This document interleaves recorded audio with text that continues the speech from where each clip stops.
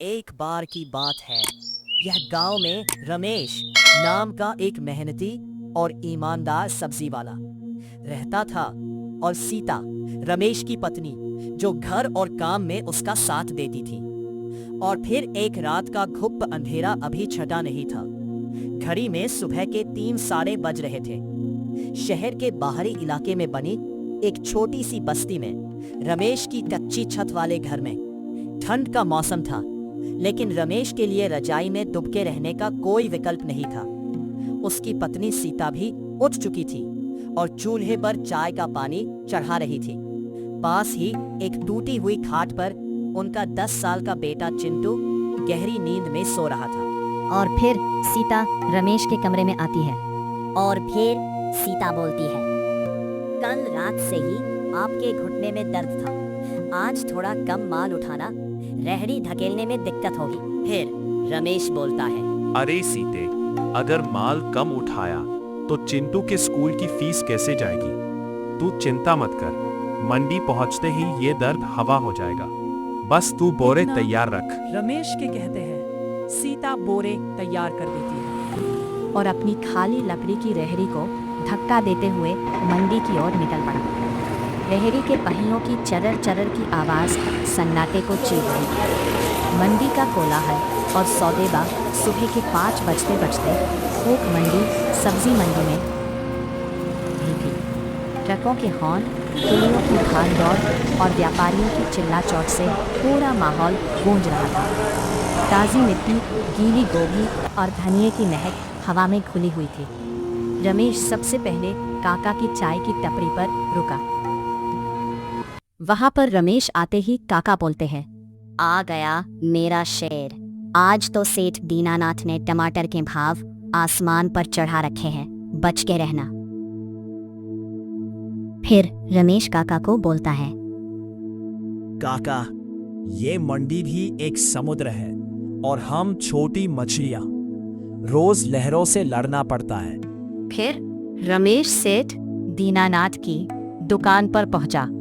वहां ताजी सब्जियों के पहाड़ लगे थे। फिर सेठ दीनानाथ बोलता है, आओ रमेश, आज तो माल एकदम नंबर 1 है। बता क्या क्या तौल दूं? पर सुन ले, आज उधार नहीं चलेगा, पीछे से माल महंगा आया है। फिर रमेश बोलता है, सेठ जी, मैं तो हमेशा नकद ही देता हूँ, पर भाव तो थोड़ा सही लगाओ। गोभी 30 रुपए किलो दोगे तो मैं मोहल्ले में क्या भाव बेचूंगा? मेरा तेल पानी भी तो निकलना चाहिए। फिर सेठ दीनानाथ बोलता है, अरे तू भी क्या याद रखेगा, चल तेरे लिए 28 रुपए लगा दिया। अब जल्दी से बोरे भर और ग्राहकों को मत रोक। फिर रमेश ने मटर, गोभी, गाजर, टमाटर और कुछ हरी पत्तेदार सब्जियां खरीदी। रेहड़ी अब भारी हो चुकी थी। उसे धक्का देना किसी पहाड़ पर चढ़ने से कम नहीं था। लेकिन रमेश की आंखों में चिंटू का भविष्य था, जो उसे ताकत दे रहा था। अब सुबह के 8 बज चुके थे। शहर जाग चुका था। रमेश अपनी भारी रेहड़ी खींचते हुए एक posh premium society sunshine apartments के गेट पर पहुंचा। यहाँ की ऊंची इमारतें सूरज की रोशनी को जमीन तक आने से रोकती थी। रमेश ने रेहड़ी रोकी और फिर कुर्सी डालकर बैठ गया। फिर रमेश कुर्सी से उठकर बोलता है, फिर रमेश बोलता है ऊंची आवाज में, आ गई ताजी सब्जी, ले लो गोभी, मटर, टमाटर। ओह ताजे फन सब्जी वाले। इतना रमेश के बोलते ही जमुना भाभी और श्रीमती शर्मा आती है। वो हमेशा की तरह मोल भाव करने के लिए तैयार होकर नीचे आई। फिर श्रीमती शर्मा जमुना भाभी को कहती है, क्या हुआ जमुना भाभी, आज बाहर कैसे आए? फिर जमुना कहती है, क्या बताऊं शर्मा भाभी, मैं तो बस यूं ही सब्जी लेने आई थी, जितने में आप दिख गई। और कुछ अपना हालचाल बताइए। फिर श्रीमती शर्मा बोलती है, मैं भी बस सब्जी ही लेने आई हूँ। आजकल वो जल्दी चले जाते हैं, तो फिर मैंने सोचा कि क्यों ना आज मैं सब्जी लेने जाऊं। फिर दोनों ही सब्जी वाले भैया के पास जाते हैं। रमेश उनको देखते ही बोलता है, आओ भाभी आओ, आज बड़े दिनों बाद आए। फिर जमुना बोलती है, क्या बताएं भैया जी, आजकल तो टाइम ही नहीं मिलता। फिर श्रीमती शर्मा भाभी बोलती है, अरे भैया आप ये सब छोड़िए और ये बताइए आलू कैसे दिए? फिर रमेश बोलता है, भाभी जी आलू तो बस 30 रुपए किलो है, अगर आप 5 किलो लेंगे तो मैं 20 रुपए किलो में दे दूंगा। फिर जमुना भाभी बोलती है, मुझे भैया 2 किलो आलू और आधी किलो टमाटर दे दो। फिर रमेश बोलता है, हाँ भाभी अभी तोल कर देता हूँ। फिर रमेश जमुना को सब्जियां दे देता है।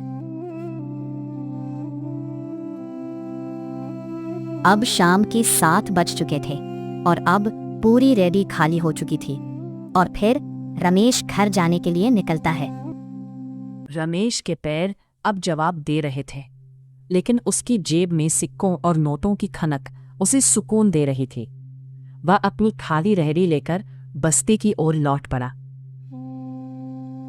जैसे ही रमेश घर में आता है, सीता ने तुरंत एक लोटा पानी दिया। जितने में चिंटू आता है और वो फिर बोलता है, फिर चिंटू बोलता है, बापू, आज मैंने गणित के टेस्ट में सबसे ज्यादा नंबर लिए हैं। मास्टर जी कह रहे थे कि मैं बड़ा होकर बहुत बड़ा अफसर बनूंगा। फिर रमेश बोलता है, वाह मेरा शेर, तू अफसर ही बनेगा। तेरी पढ़ाई के लिए बापू दिन रात रेहड़ी चलाएगा, तू बस मन लगाकर पढ़।